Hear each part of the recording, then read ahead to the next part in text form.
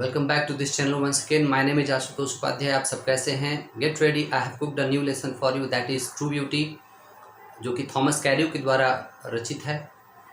Thomas कैर्यू ने इस poem के माध्यम से भौतिक सुंदरता और आध्यात्मिक सुंदरता का वर्णन किया है। भौतिक सुंदरता का तात्पर्य या भौतिक सुंदरता वह सुंदरता होती है जो समय के बीतने के साथ साथ समाप्त हो जाती है, क्योंकि वह बाहरी कारकों के द्वारा प्रभावित होती है।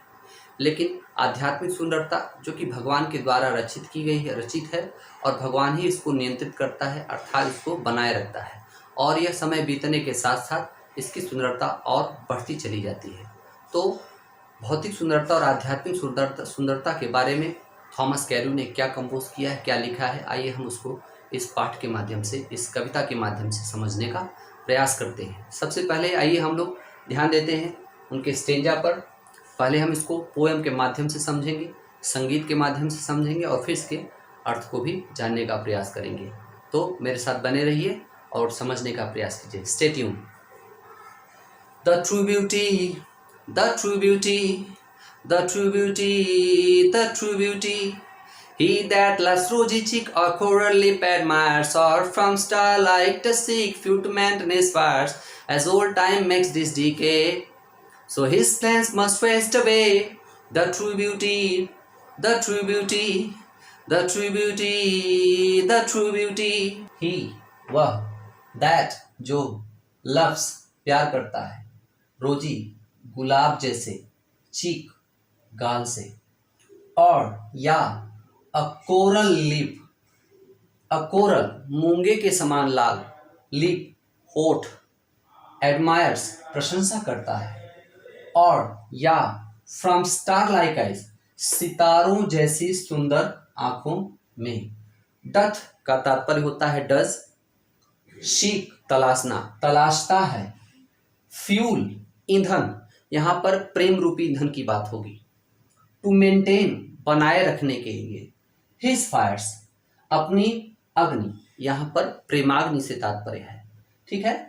एज जैसे जैसे, ओल्ड टाइम बीतता हुआ समय, मेक्स बना देता है, दीज इन्हें, डी के खराब या व्यर्थ, सो अतः, हिज फ्लेम्स उसकी अग्नि अर्थात प्रेमाग्नि, मस्ट अवश्य ही, वेस्ट अवे नष्ट हो जाएगी या समाप्त हो जाएगी।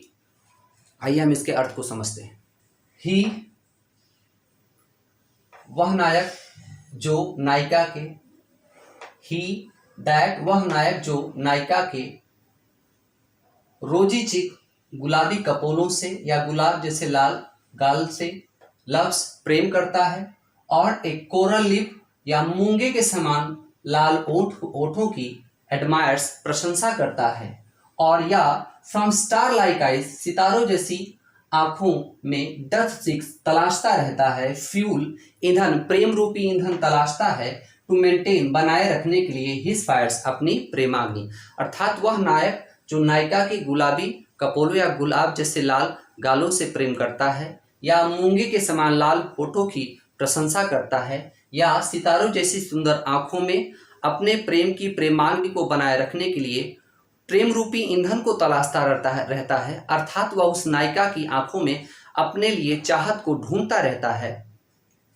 एज ओल्ड टाइम जैसे जैसे, ओल्ड टाइम बीतता हुआ समय, मेक्स कर देती है बना देती है, दीज डी के इन सभी चीजों को व्यर्थ बना देती हैं, जैसे जैसे बीतता हुआ समय इन सारी सुंदरताओं को नष्ट करता है, सो अतः हिज फ्लेम्स उसकी प्रेम की प्रेमाग्नि, मस्ट वेस्ट वे समाप्त हो जाती है। जैसे जैसे बीतता हुआ समय इन सारी सुंदरताओं को नष्ट करता है या भौतिक सुंदरताओं को नष्ट करता है, तो उन्हीं भौतिक सुंदरताओं के नष्ट होने के साथ ही उसकी, उस नायक की नायिका के प्रति जो प्रेम होता है वह समाप्त हो जाता है। ऐसा इसलिए क्योंकि वह नायक उस नायिका के भौतिक गुणों से प्यार करता है, और जैसा कि हम जानते हैं कि भौतिक गुण समय के बीतने के साथ समाप्त हो जाती हैं, अर्थात उनकी समाप्ति के साथ आपकी उस नायिका के प्रति जो चाहत है वह भी धीरे धीरे समाप्त हो जाती है।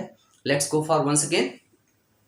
ही that loves a rosy cheek वह नायक जो नायिका की गुलाबी कपोलों से प्रेम करता है, और एक कोरल लिप एडमायर्स या मूंगे के समान लाल ओठों की प्रशंसा करता है, और फ्रॉम स्टार लाइक आइज या सितारों जैसी आंखों में डथ सीक तलाशता रहता है फ्यूल प्रेम रूपी ईंधन टू मेंटेन हिज फायर, अपनी प्रेम की प्रेमाग्नि को बनाए रखने के लिए वह उस नायिका के सितारों जैसी आंखों में प्रेम रूपी ईंधन या चाहत को तलाशता रहता है। एज ओल्ड टाइम, जैसे जैसे बीतता हुआ समय, मेक्स दिस डीके, इन सभी चीजों को या भौतिक सुंदरताओं को नष्ट कर देती है, सो वैसे ही हिज फ्लेम्स, उस नायक की प्रेम की प्रेमाग्नि मस्ट वेस्ट अवे, समाप्त हो जाएगी, क्योंकि वह नायक उस नायिका के भौतिक गुणों से प्रेम करता है, न कि आध्यात्मिक गुणों से। आध्यात्मिक गुणों की बात आई है, तो आइए हम अगले स्टेंजा में आध्यात्मिक गुणों की बात करते हैं। But a smooth and steadfast mind, gentle thoughts and calm desire. But a smooth and steadfast mind, gentle thoughts and calm desire. Hearts with love combined, kind of never dying fires. Where these are not despised, where these are not despised. Lovely cheeks or lips or eyes. But a smooth and steadfast mind, लेकिन एक स्थिर व दृढ़ मस्तिष्क, gentle thoughts, पवित्र व अच्छे विचार, एंड काम डिजायर, शांत इच्छाएं, हार्ट्स विथ इक्वल लव, हृदय विथ इक्वल लव, एक से प्रेम में बंधे हुए हृदय, काइंडल, प्रेरित करते हैं, नेवर डाइंग, कभी न समाप्त होने वाले फायर्स, प्रेमाग्नि को, वेयर, जहां, दीज आर नॉट, ये सब नहीं है, अर्थात ये आध्यात्मिक सुंदरता नहीं है। आध्यात्मिक सुंदरता का मतलब ये है स्थिर व दृढ़ मस्तिष्क, अच्छे विचार, शांत इच्छाएं और एक से प्रेम में बंधे हुए हृदय अगर नहीं है तो आई डिस्पाइज, मैं घृणा करता हूं, लवली चिक्स, उन गुलाबी कपोलों से, गुलाबी गालों से, और लिप्स, मूंगे के समान लाल ओठों से, और आइज, सितारों जैसी आंखों से। The true beauty, the true beauty, the true beauty, the true beauty. He that loves rosy cheek or coral lip admires, or from star like the sea, few men his fires. As old time makes this decay, so his flames must waste away. The true beauty, the true beauty. But a smooth and steadfast mind, gentle thoughts and calm desire. But smooth and steadfast mind, gentle thoughts and calm desire. Hearts with equal love combined, kind of never dying fire. Hearts with equal love combined, kind of never dying fire. Where these are not despised, lovely cheeks or lips or eyes. आइए हम इस poem का central idea पढ़ते हैं, समझते हैं।